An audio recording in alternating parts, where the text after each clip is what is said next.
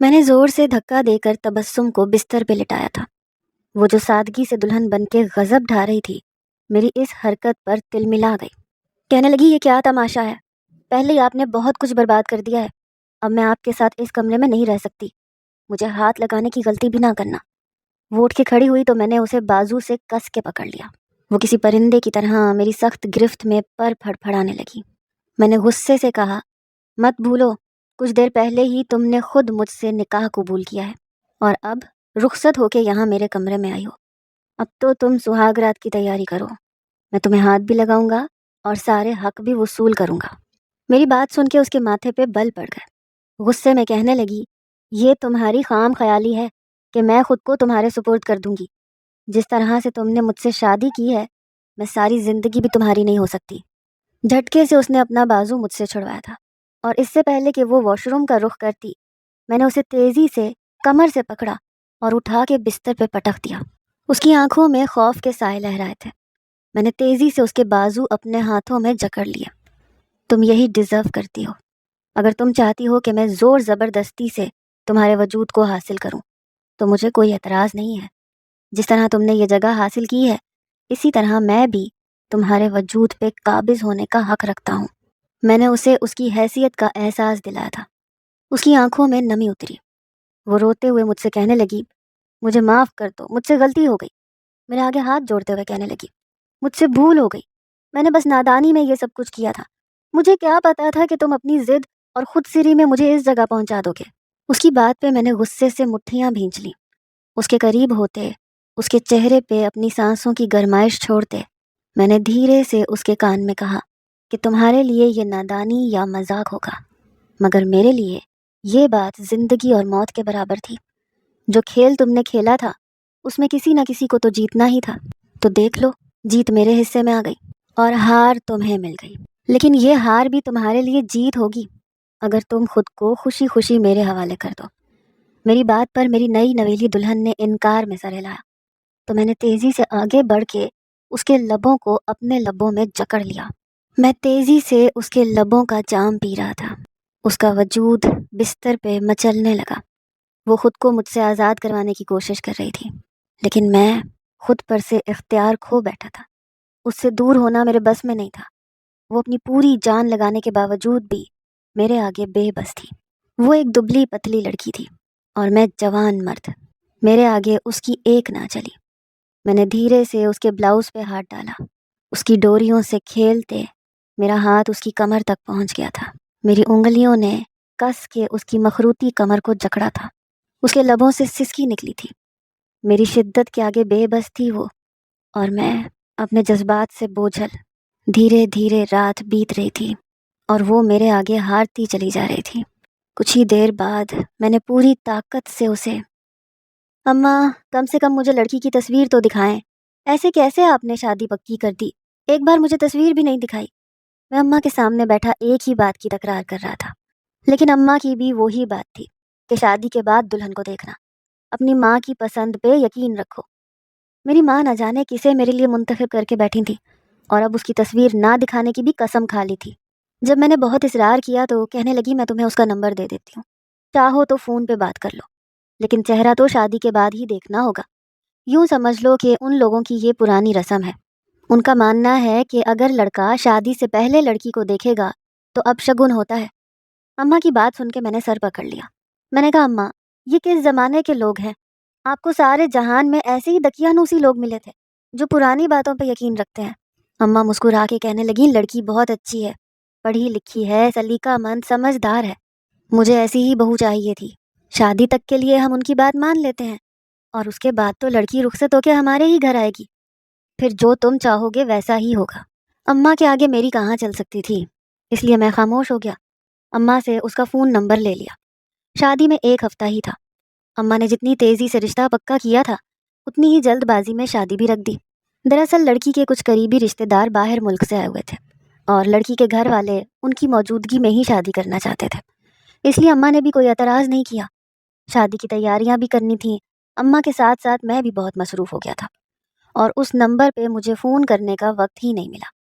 لیکن اس رات میں جب فارغ ہوا تو میں نے سوچا کہ ایک دفعہ پاکیزہ سے پوچھ لوں کہ وہ شادی کے لیے دل سے راضی ہے بھی یا نہیں۔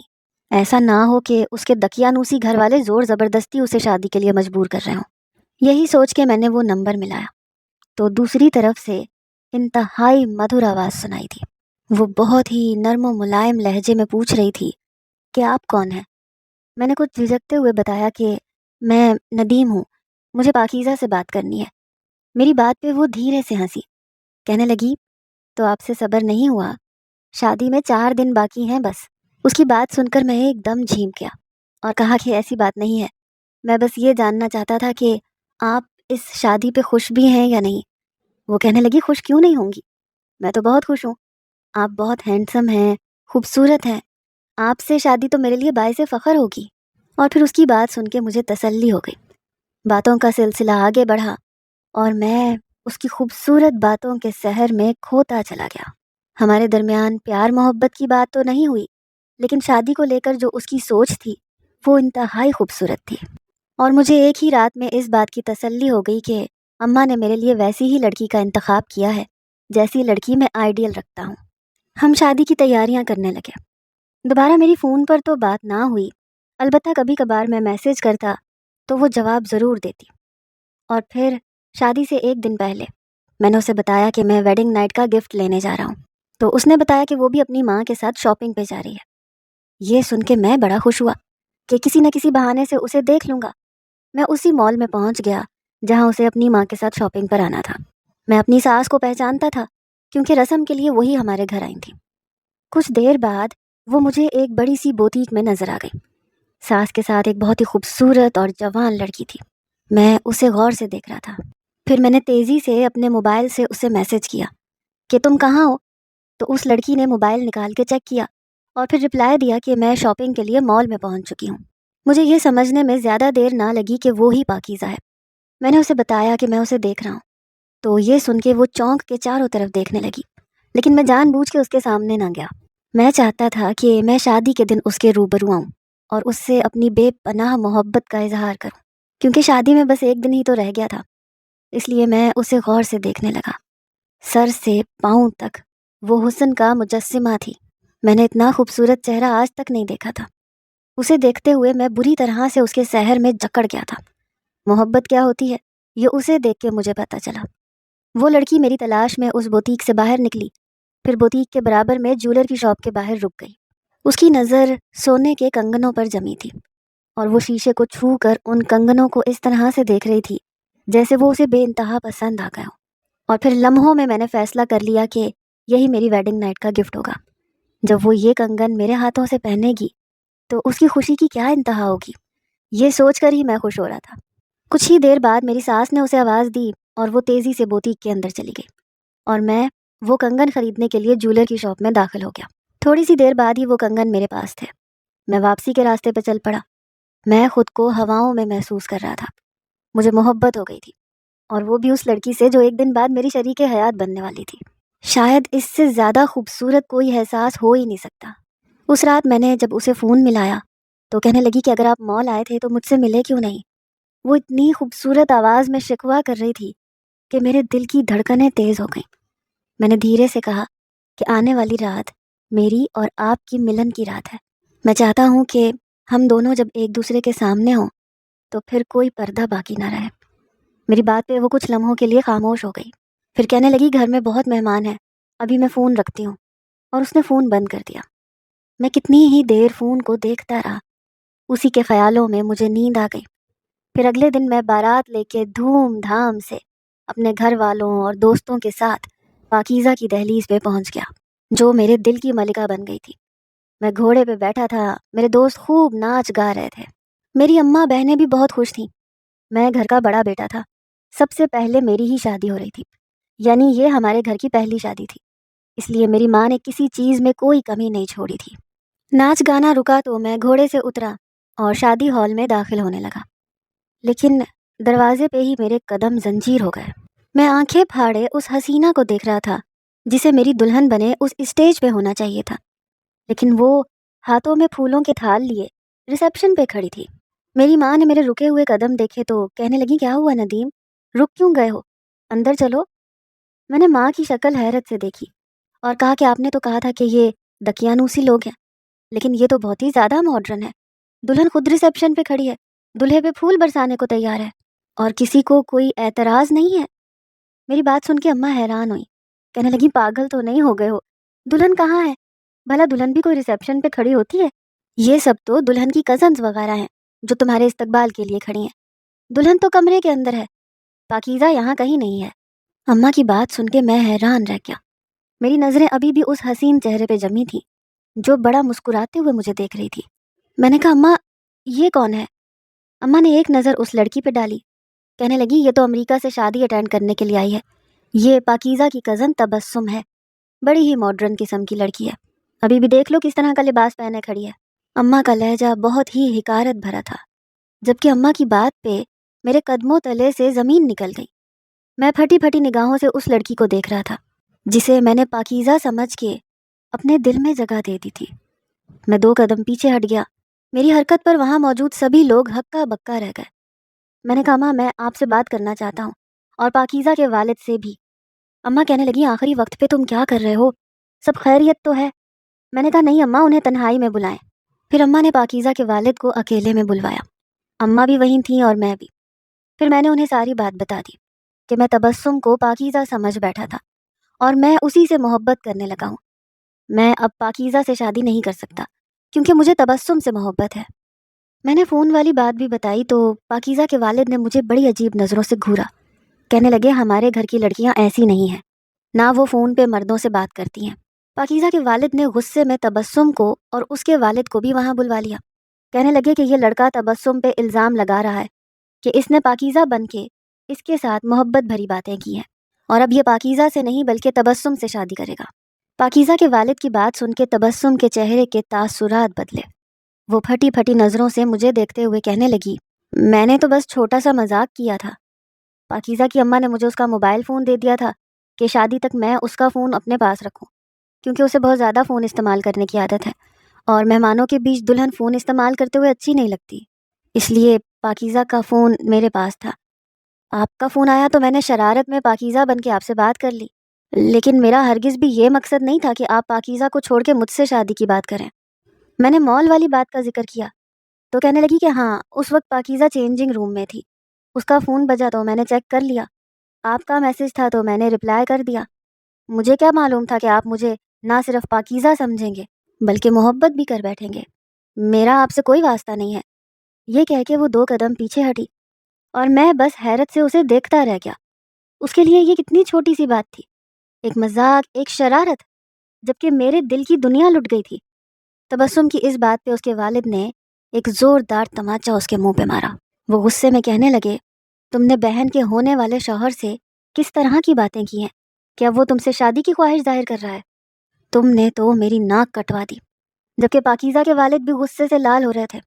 میں نے اپنی ماں سے صاف صاف کہہ دیا کہ یا تو میری شادی تبسم سے ہوگی یا پھر بارات ایسے ہی واپس لوٹ جائے گی، میں پاکیزہ سے کسی صورت شادی نہیں کروں گا۔ میری بات سن کے پاکیزہ کے والد میرے آگے ہاتھ جوڑنے لگے، کہنے لگے بیٹے خاندان سارا جمع ہے، خوب بدنامی ہوگی، ہمارے ساتھ یہ ظلم نہ کرو۔ لیکن میں اپنے دل کا کیا کرتا؟ میں کیسے پاکیزہ کو قبول کرتا جبکہ میرے دل میں اب اس کے لیے کوئی جذبات نہیں تھے۔ جب میں نے اپنی بات سے پیچھے نہ ہٹنے کا اظہار کیا تو پاکیزہ کے والد نے اپنی عزت بچانے کے لیے تبسم کے والد سے کہا کہ بھائی جان آپ کی بیٹی جو گل کھلا چکی ہے اب اسے اس کی سزا ملنی چاہیے، ہم پاکیزہ کی جگہ گھونگھٹ میں خاموشی سے تبسم کو رخصت کر دیتے ہیں تاکہ خاندان میں عزت رہ جائے، ورنہ آپ کی بیٹی نے تو ہمیں کسی کو منہ دکھانے کے قابل نہیں چھوڑا۔ ساتھ ہی پاکیزہ کی عزت پر بھی آنچ آ رہی ہے، میری بیٹی کے مستقبل کا جو ہوگا وہ ہوگا، لیکن اس وقت میں بدنامی برداشت نہیں کر سکتا۔ آپ میرے بڑے بھائی ہیں، میں آپ کی بہت عزت کرتا ہوں، لیکن تبسم کی غلطی پہ اب اسے سزا ملنی چاہیے، اسے ہمیشہ سے ایسی غلطیاں کرنے کی عادت ہے۔ تبسم کے والد اپنے بھائی کی بات مان گئے، انہوں نے کہا کہ ٹھیک ہے، ہم تبسم کو رخصت کرنے کے لیے تیار ہیں۔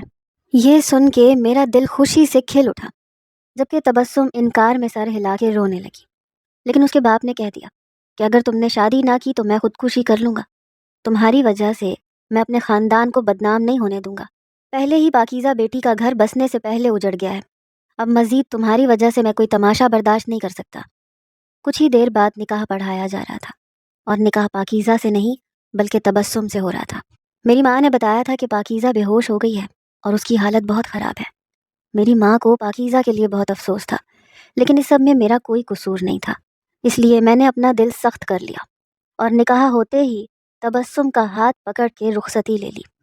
سارے راستے وہ خاموش رہی۔ پھر گھر آنے کے بعد بغیر کسی رسم کے وہ سیدھا کمرے میں چلی گئی۔ سارے ہی گھر والے خاموش تھے، ایسے لگ رہا تھا جیسے شادی کا نہیں بلکہ موت کا گھر ہو۔ ہر کسی کے چہرے کا رنگ اترا ہوا تھا۔ میری بہنوں کی خوشیاں مٹی میں مل گئیں، کیونکہ جو کچھ ہوا تھا وہ کسی بھیانک خواب کی طرح تھا۔ لاکھ چھپانے پر بھی مہمانوں کو خبر ہو ہی گئی تھی کہ تبسم نے کیا حرکت کی ہے، اور میں نے شادی پاکیزہ سے نہیں تبسم سے کی ہے۔ میری ماں مجھ سے کہہ رہی تھی کہ تم نے ٹھیک نہیں کیا، پاکیزہ بیچاری بے قصور تھی، اسے کس بات کی سزا دی؟ بارات دہلیز سے لوٹ جائے تو لڑکی زندگی بھر اس صدمے سے نہیں نکل پاتی۔ لیکن میں نے صاف کہہ دیا کہ غلطی میری نہیں ہے، تبسم کی ہے، اس لیے میں نے کچھ غلط نہیں کیا۔ میری بات پہ سب خاموشی سے اپنے کمروں میں چلے گئے۔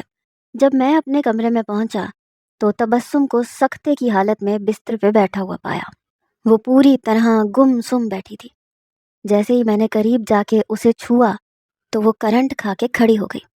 مجھے برا بھلا کہنے لگی میں نے مذاق کیا تھا، آپ نے تو میری زندگی برباد کر دی۔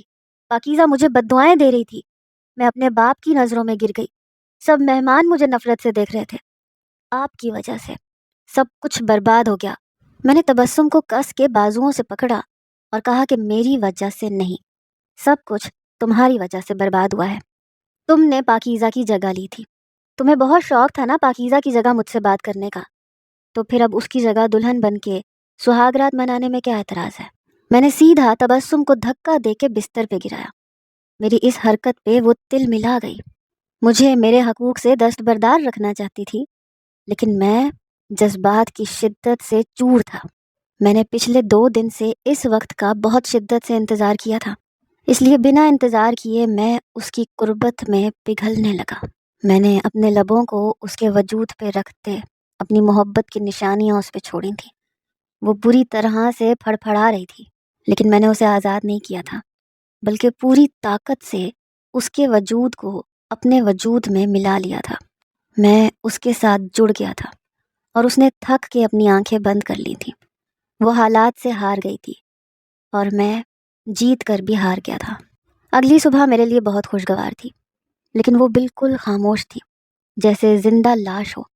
اسے کسی بات کا ہوش نہیں تھا، نہ کھانا کھاتی تھی نہ پانی پیتی تھی، بس خاموشی سے ایک طرف بیٹھی رہتی تھی۔ میں پیار جتاتا تو خاموشی سے ہی خود کو میرے حوالے کر دیتی۔ اس نے کبھی میرے جذبوں کی پذیرائی نہیں کی تھی، بلکہ ایک زندہ لاش کی طرح اپنے وجود کو میرے سپرد کر دیا تھا۔ اس کے والد دوبارہ سے پردیس چلے گئے تھے، اس کا یہاں اب میرے سوا کوئی نہیں تھا۔ میں محبت سے اسے واپس زندگی کی طرف لانا چاہتا تھا۔ جس تبسم سے میں نے محبت کی تھی وہ کہیں کھو سی گئی تھی۔ میں بار بار اسے احساس دلاتا کہ وہ میری بیوی ہے، میں اسے محبت کرتا ہوں، لیکن وہ بس پھٹی پھٹی نگاہوں سے مجھے دیکھتی اور ایک ہی شکوہ کرتی کہ میری ذرا سی شرارت کا آپ نے بہت بری طرح سے بدلہ لیا ہے۔ میں ہر طرح سے اسے نارمل کرنے کی کوشش کر چکا تھا، لیکن وہ نارمل ہی نہیں ہوتی تھی۔ ایسے ہی شادی کو 3 مہینے گزر گئے۔ میں پوری طرح تھک چکا تھا۔ میں تبسم کو حاصل کرنے کے باوجود بھی حاصل نہیں کر پایا تھا، کیونکہ یہ تو وہ لڑکی تھی ہی نہیں جس کی باتوں سے مجھے عشق ہوا تھا۔ یہ تبسم تو بات ہی نہیں کرتی تھی۔ 3 مہینے گزرے تو مجھے احساس ہوا کہ واقعی میں نے اس کے ساتھ بہت زیادتی کر دی، اس لیے میں نے اسے اس کے حال پہ چھوڑ دیا، اپنا کمرہ الگ کر لیا، اپنے آپ کو اس سے دور رکھنے کی کوشش کرنے لگا۔ میرے اس عمل کے بعد وہ کچھ بولنے لگی، میری بہنوں سے بات کر لیا کرتی تھی، میری ماں کے پاس بیٹھ جایا کرتی تھی۔ پھر کچھ دنوں بعد مجھے پتہ چلا کہ وہ امید سے ہے۔ یہ خبر میرے لیے بہت ہی خوشگوار تھی، لیکن تبسم اس خبر پہ پھر سے خاموش ہو گئی۔ میں اس کے پاس بیٹھا، محبت سے اس کا ہاتھ تھام کے کہنے لگا کہ یہ اولاد ہمارے رشتے کو مضبوط بنائے گی، یہ خبر بہت خوشی والی ہے، پھر تم کیوں رو رہی ہو؟ اس نے عجیب سی نظروں سے مجھے دیکھا، کہنے لگی مجھے ڈر لگتا ہے، اگر میری بیٹی ہوئی اور اس کا نصیب میرے جیسا ہوا تو کیا ہوگا؟ پیدا ہوتے ہی میں نے ماں کو کھو دیا، پردیس میں ساری زندگی میں تنہا رہی، باپ کے ہوتے ہوئے بھی باپ کی محبت نہ ملی، اور پھر میرے باپ نے میری شادی اس طرح سے کر دی جیسے میرا وجود بالکل بے معنی ہو۔ خاندان کی عزت بچانے کے لیے میرے باپ نے میری ہی خوشیوں کو قربان کر دیا۔ اگر آپ نے میری بیٹی کے ساتھ یہی سب کچھ کیا تو کیا ہوگا؟ وہ بہت خوفزدہ لگ رہی تھی۔ میں نے آہستگی سے اسے سینے سے لگا لیا اور وعدہ کیا کہ میں اسے اور اس کی بیٹی کو ہمیشہ دل و جان سے چاہوں گا، کبھی ان کی عزت پر آنچ نہیں آنے دوں گا۔